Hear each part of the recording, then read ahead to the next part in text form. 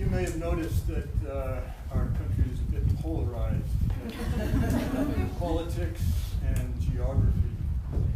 What can be done to help those poles to communicate better with each other, to address problems, and kind of go forward?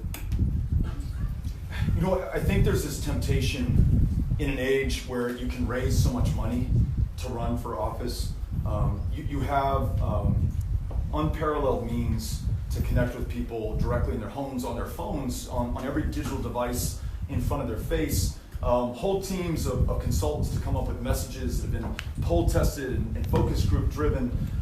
You can almost lose sight of the fact that for as long as there's been democracy on this planet, it's been about what you and I are doing right now, just eyeball to eyeball, connecting, listening to one another. And I don't blame you if you are in a rural county that is traditionally voted Republican. We're not even considering Democrats if we don't show up in the first place.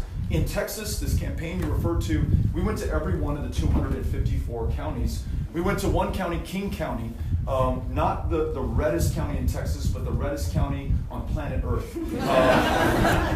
They voted for Donald Trump 96% in the last election. But we went to King County because I bet you agree they're every bit as deserving of being heard, of being respected, of being served, of being fought for. And there's no way I can deliver for them if I have not first shown up to listen to them. And interestingly enough, one of the challenges they raised is you cannot drink the water in King County. They need help. But if I had not shown up, they would not have connected my campaign and our candidacy with their opportunity to work through that challenge. We were talking about going to La Mesa, Texas. We would pronounce it La Mesa in El Paso, but there they say La Mesa, a rural cotton growing town, part of the largest cotton patch on the face of the planet. And we talked about immigration and how under this administration it's so hard to find the workers who will work in that cotton gin or work on that cotton field, and how this Republican farmer, as we're talking to him, said that he challenged all his friends. He said, which of you have had your job taken by an immigrant?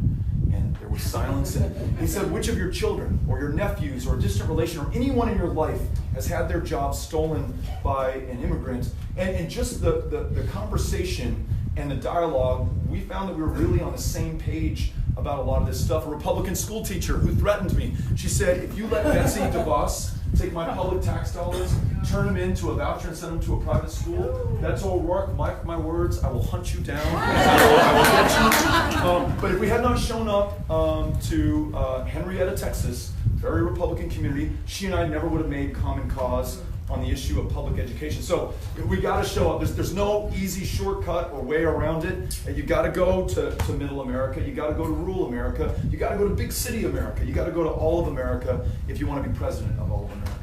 Okay, thank you.